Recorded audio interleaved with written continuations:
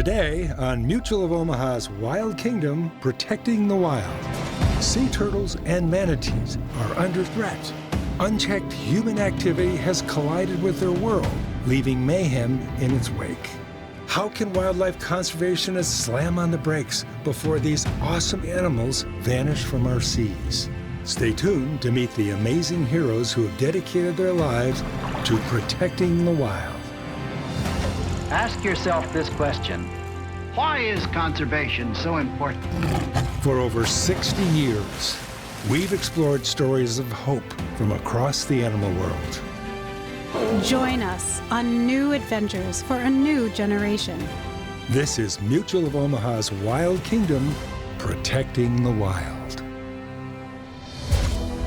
With more than 8,000 miles of coastline, Florida is a haven for sea life, like sea turtles and manatees that have relied on its abundant shores for millions of years, long before humans took a single breath.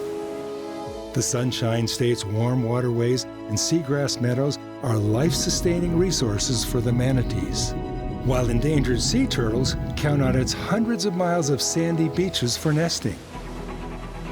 But rampant coastal development and heavy water traffic transformed this peaceful habitat into a deadly aquatic highway. So just how badly do these factors affect our ocean friends, like sea turtles and manatee? Last year was more than double the number of animals we were taking in the previous couple of years, and boat strikes are human-related. Turtles like to bask at the surface, so they're sitting out there warming up. They blend in with the environment, and a boat just may not see them. These animals need our protection, now more than ever. And Mutual of Omaha's Wild Kingdom has been sharing these stories for decades. One of the largest turtles in the world is the giant loggerhead, which returns as an adult to the beach where it was hatched in order to lay its eggs. There is much concern among scientists and conservationists for the survival of the giant loggerhead.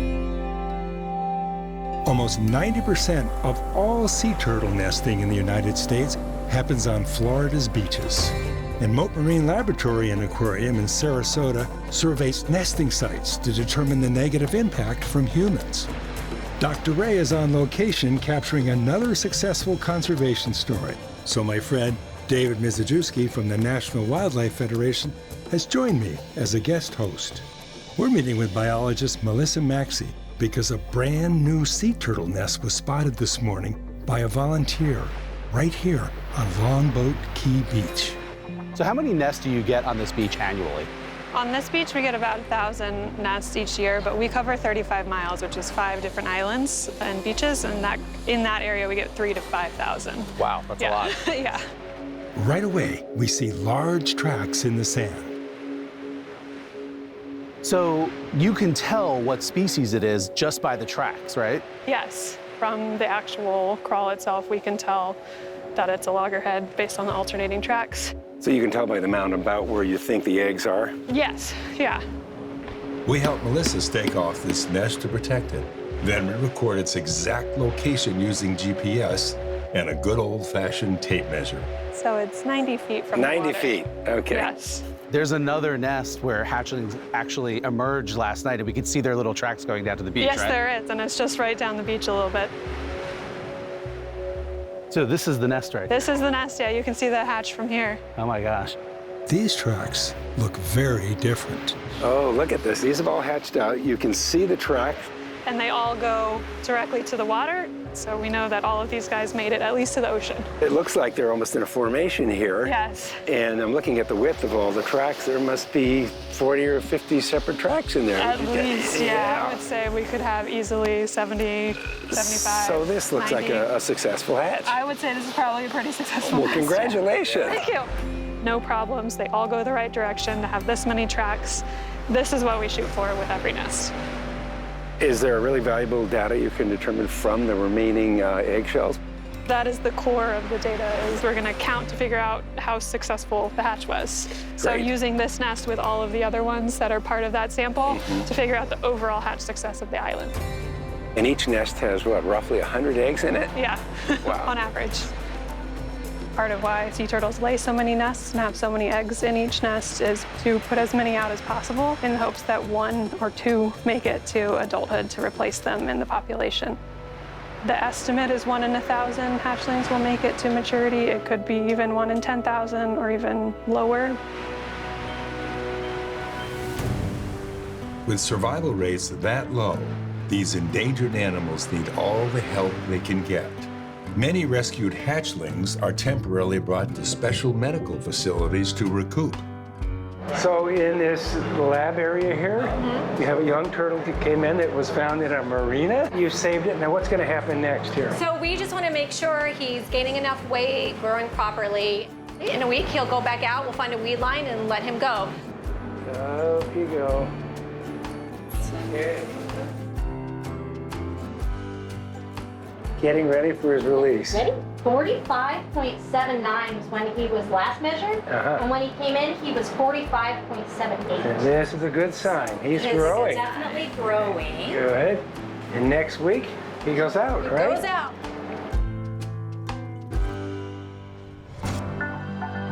Sea turtles have roamed the oceans for more than 100 million years.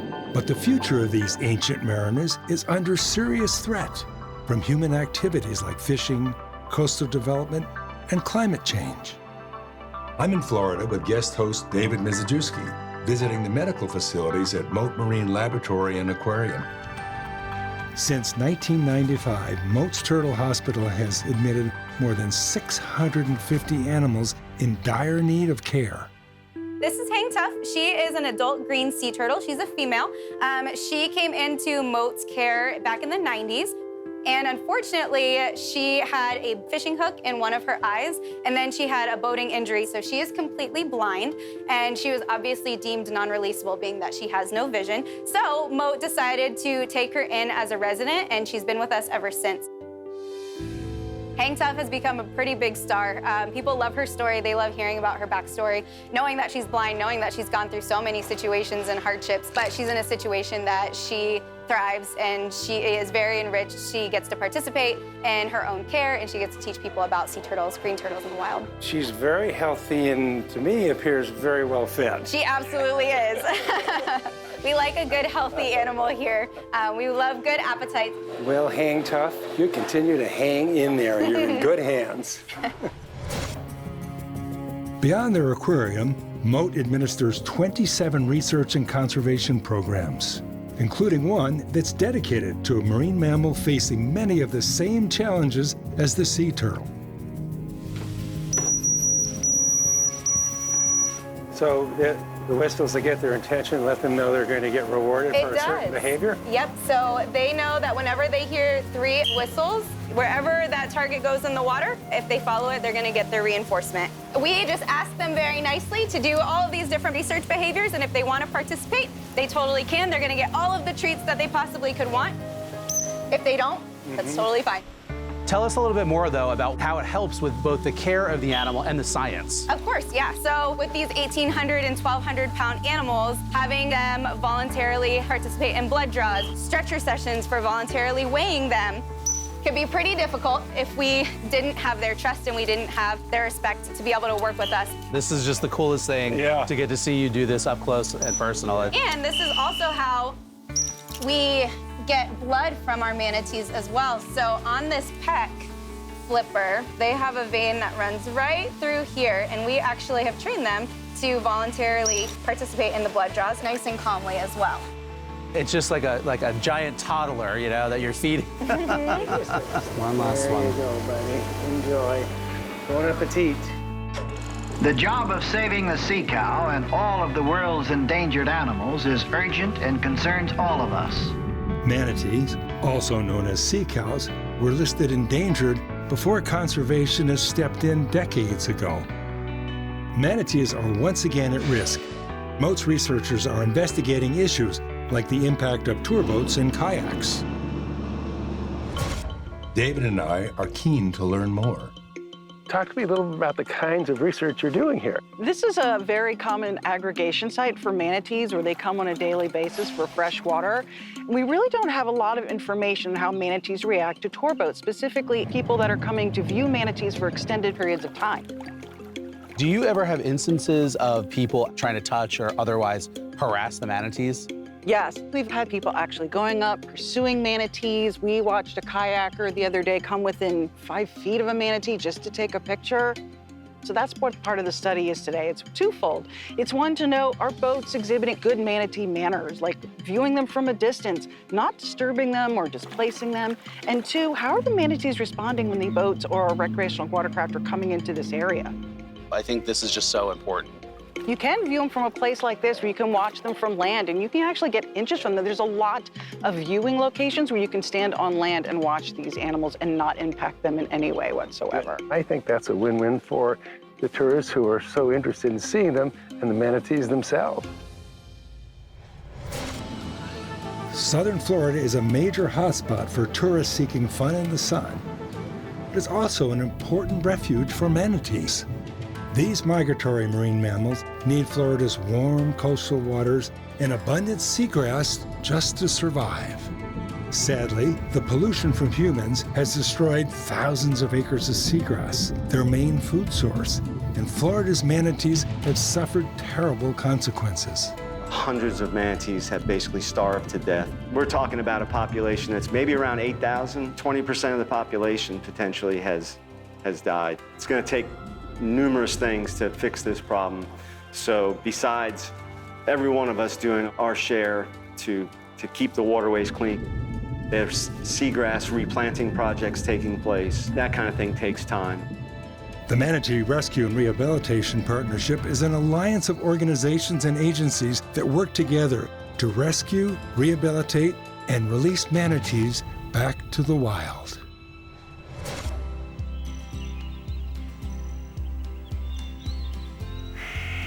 Monica Ross is a researcher with the program who keeps an eye on these manatees as they readapt to life in the wild.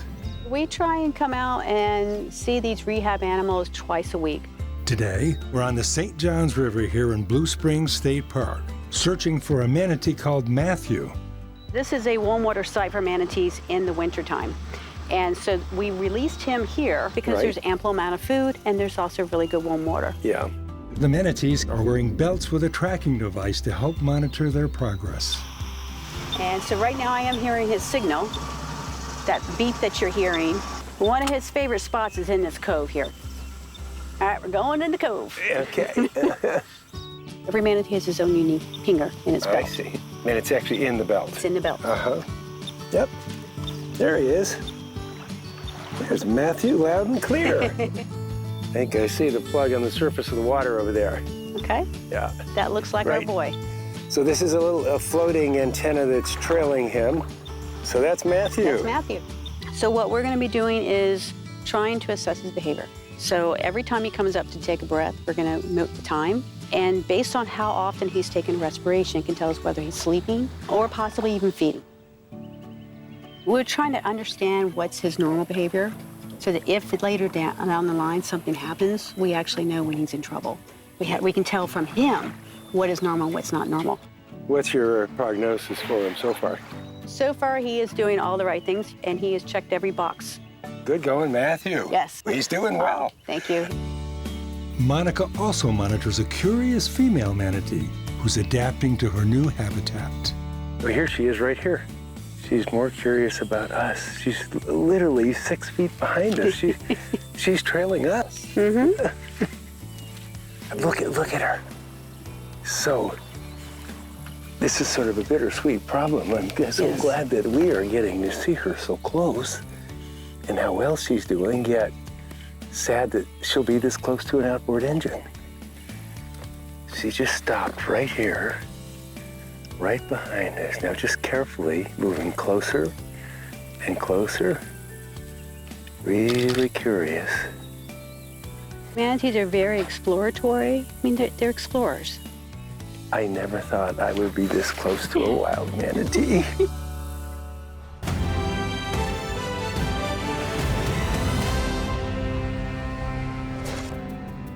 Although manatees and sea turtles face many tough challenges, the great news is that dedicated conservation programs like the Florida Aquarium in Tampa are making a real difference in the fight to save these ancient animals from disappearing forever.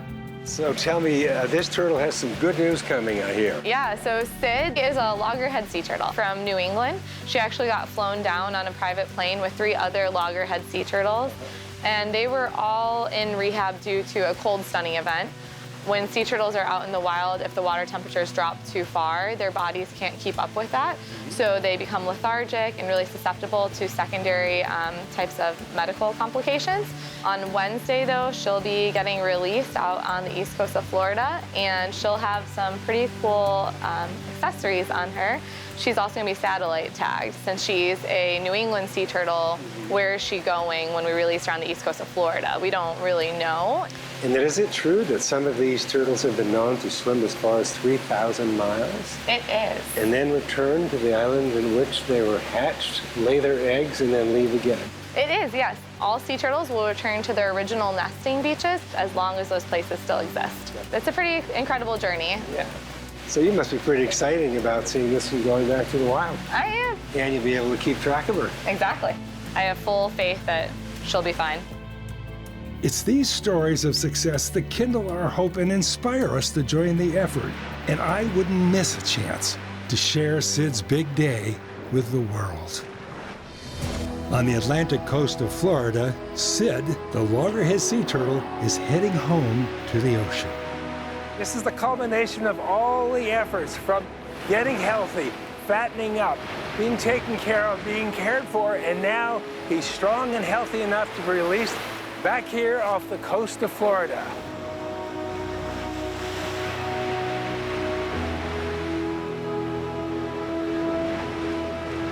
There you go, Sid. That was beautiful. Yes, I thought she so. did so good. Tell me about the antenna that's attached to her. So that is called a satellite tag. A satellite tag can track the turtle for about 6 months to a year. We use that information that we gain from it for feeding, diving, migratory behaviors. So with that information, we are able to further our conservation and rehabilitation efforts. When this few loggerhead turtles remaining and their numbers are still being carefully watched, it is so important that each one be cared for and safe, just as you have at the Florida Aquarium. Yep. Thank you all. And thanks to all the heroes we met today who are out there protecting the wild.